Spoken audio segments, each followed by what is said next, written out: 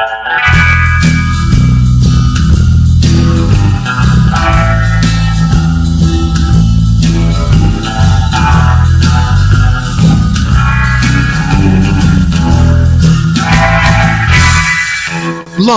from deep in an underground bunker in East Tennessee, this is America's premier mortgage fuel services expert, Paul Williams.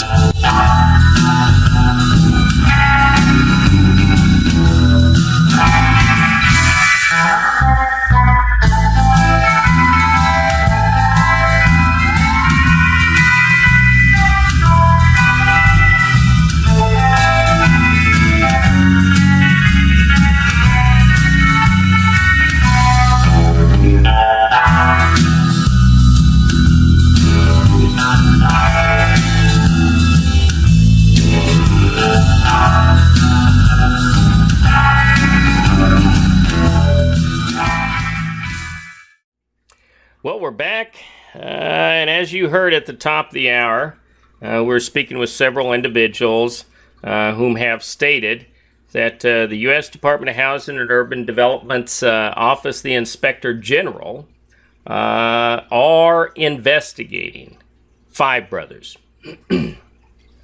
That's Joseph Badalamenti, ladies and gentlemen. Good old Joe Bada. Yeah, we all remember the story, him and the truck. You know, the truck, Five Brothers Market, just painted out the market, and thus Five Brothers was born. Tom Callis, you know, his son-in-law, good old Tom, the general counsel there, they have completely and thoroughly run Five Brothers into the ground. And there's a long time coming, you know. And look, the simple and salient fact that HUD OIG is involved now with criminal investigations with respect to Five Brothers' business practices. This goes hand in hand with why Foreclosurepedia has always been a friend of labor. We have been out there in the trenches for nearly 9 years now. Some of our wars coming to fruition. You look at Assurant, the first 9 contractors who sued Assurant Field Asset Services, stating that they were misclassified employees. They have jury verdict rulings. $2.2+ million in awards. So, I mean, it doesn't matter which way you go, the beginning of the end is underway. And for these National Association of Mortgage Field Services regime members, the time has come to pay. We're also hearing that there is another massive Five Brothers criminal investigation ongoing in Oklahoma City. And in fact, strangely, a Greg Nelson of ISN Corporation, these are the people, this is the mortgagee compliance manager. Greg Nelson strangely reached out to Foreclosurepedia and attempted to speak with us about this matter. Now, what a lot of people know is, you know, when you reach out to Foreclosurepedia, I'm not your friend, I'm not your buddy, I'm not your pal. That's how it is. I am labor. Labor is in Foreclosurepedia's blood. It is in our DNA. I'm going to quote Mr. Nelson here, and he lists himself as the Occupied Conveyance and Operations Manager at ISN Corporation in Oklahoma City. He links up with me on LinkedIn, and I write him, curious what ISN's interest is in Foreclosurepedia. Greg Nelson, quote, "We are HUD's Mortgagee Compliance Manager. I would like to see if maybe we could dig a bit into the allegations against the FSMs. For 3 days, I attempt to reach out to Mr. Nelson, and for 3 days, Mr. Nelson had absolutely no reply." Now, I find it very interesting that Mr. Nelson reached out to me when I brought forward publicly that Five Brothers was under investigation.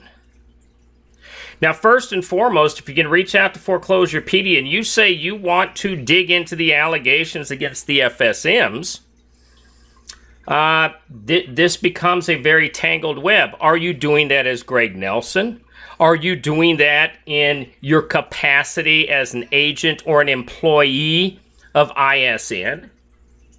And if I move documentation over to you, now your corporation has legal documentation about the fraud, the waste, and the abuse that is ongoing. Or in the alternative, is it perhaps that Mr. Nelson, I submit that perhaps Mr. Nelson is working for other individuals?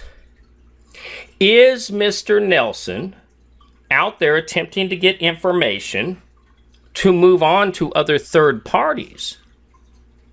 I don't know. You know why? Because Mr. Nelson all of a sudden has gone silent. But what we do know is that there are criminal investigations ongoing at this moment, not civil, criminal investigations by the United States Department of Housing and Urban Development's Office of the Inspector General against 5 brothers. We know that for a fact. It's not just Foreclosurepedia that knows this. You go anywhere, all of the, quote, dark and secret groups on Drama Book, plastered all over there. And it's interesting because some of the people who brought the information up over there, they look like sock accounts to me. And if I was a federal agent, you know what I'd do? Why, I'd create a sock account and I'd put information out there. And because of the fact that I have the ability to obtain warrants, I would track where the conversations are going. And you want to find a group that the information is moving heavily in? Go no further than Kim Savage's group. Women at Work up in Virginia. She and I are in a pissing match, matter of fact, on LinkedIn publicly, because on the one hand, 5 and 6 years ago, Miss Savage was owed a tremendous amount of money by Cyprex. And at that point in time, the very same NAMFS member, Cyprex, that owed her money back then, NAMFS in and of itself, worthless sacks of shit according to she, now all of a sudden they're the best thing since sliced bread. But you see, that's what happens, and it follows specifically the timeline that Foreclosurepedia laid out years before. Foreclosurepedia predicted almost to the day when you were going to see the mergers, when the contracts would begin to dry up, when the chargebacks would begin to be initiated, and when the lawsuits would begin at the federal level to be filed, and finally when the awards would come in. This isn't rocket science. But we all know for years what those small, dark, hidden little corners of Facebook has been about with Kim Savage and her outfit. These are order mills. Nothing more glamorous than order mills. These are predatory individuals whom pose a clear and present danger to minority females and labor within the mortgage field services industry. No two ways about it. I invite Miss Savage or any of her cohorts to come on and publicly debate my statement, my opinion, my belief. But they won't. Scurrying to and fro in the hidden little corners, we follow along with them. Internet robots are so easy to put in, to harvest the information back and forth. But that offer stands. Matter of fact, the offer stands for anybody, including people like Justice Smith, the vice president of Rowe Enterprises out of Florida, the newly elected Justice Smith, who is the NAMFS president, replacing Adam Miles. Here's something to think about for a moment. How is it that virtually every office within NAMFS, there is an election for it? These people hold 2-year offices, yet Eric Miller, the executive director of the National Association of Mortgage Field Services regime, has been there in his same capacity over a decade. And year after year, Eric Miller has brought in losses. In fact, NAMFS, if you look at their IRS 990 tax return, NAMFS, for all intents and purposes, is financially insolvent. How is it that Miller continues not to be elected by the rank and file of NAMFS, but in a secret election capacity? How is it he's still there? Eric Miller, whose salary is over $120,240 per year, that salary, which consumes over 75% of all NAMFS member dues, Eric Miller is still there. But it's time to tighten up the belt, folks. Got to take one for the team. We submitted yet again a request to Eric Miller and Justice Smith of Rowe Enterprises in Florida, for a copy of the 990. Federal law requires that 990 be released. And every year, Foreclosurepedia must file an IRS complaint, a 13909 complaint against NAMFS, to have that form released. I'll tell you two things right here, right now. We all know that NAMFS is not acting in the capacity to benefit minority females or labor.